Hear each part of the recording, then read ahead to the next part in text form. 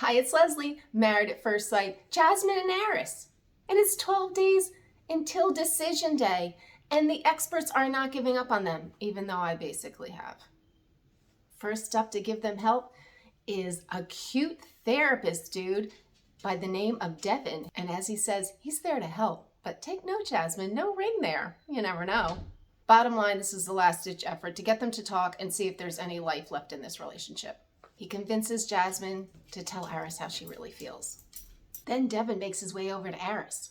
Devin with the catchy slogans like transparency leads to transformation. All those therapists have those lines. I had heard that the physical attraction was an issue. That's like the biggest hurdle. And I feel like that's causing like most of the issues because she feels it too. You know what I mean? Yep, that's how Eris feels. The Devin talks to Eris and talks to him about his job and makes him realize he's not putting the same effort in that he puts in at his job. And Eris has this startling revelation about why not. Do you feel like you're putting in the same effort in your job that you're putting into your marriage? No. Okay. Why not? If this don't work, I could just say no and, you know. And then here's Devin's big move to try to pull them together. He asks Eris this. Can you verbalize to her what your commitment is to her? So he wants Eris to verbalize his commitment to her. Does he really? Because we just saw that his commitment is really not there. He realizes, like, on decision day, he can actually say no. So are we really wanting him to do that?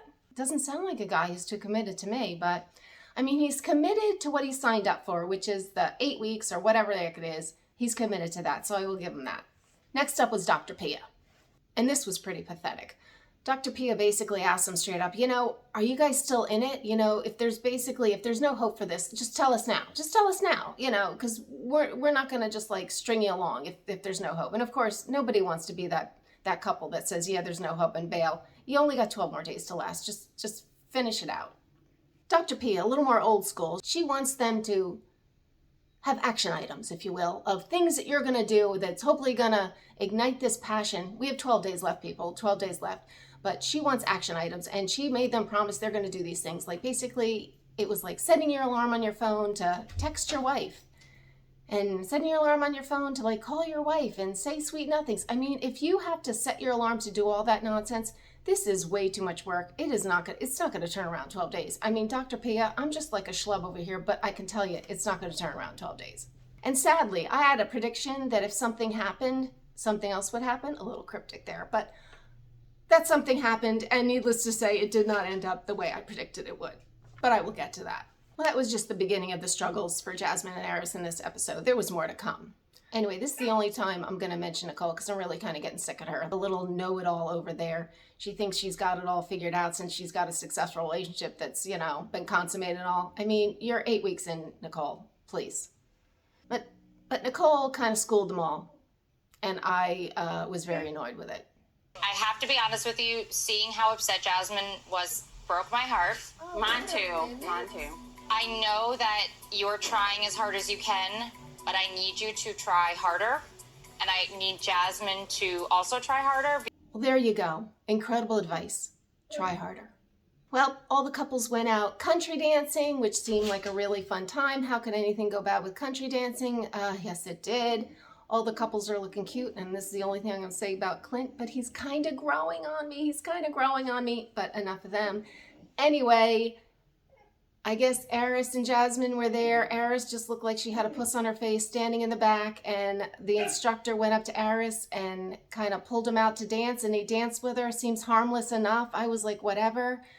Jasmine made it in a whole deal. I mean, she's got issues, and just kind of stormed out. And I get she's hurt because he's not into her. Like, there's just no other way to put it. He's just not into her. And this does not confirm this. This doesn't enlighten her to this. She didn't just realize it now. She knows he's not into her. So why get upset? It is what it is. She storms out. A big blah, a big thing ensues. Eris understands where she's coming from, but he thinks she made more of it, and I actually agreed. It didn't have to be that big a deal. If you can hear my dog crying outside, that is her. But anyway,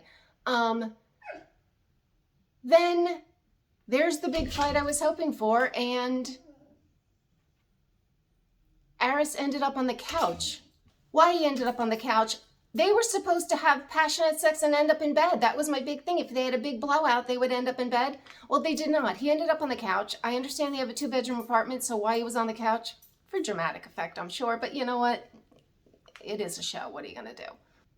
Anyway, that's my recap. I don't even think these experts can save them. But I'm sure they had to try. And Devin is cute, so he was a nice addition to the show. I will take that.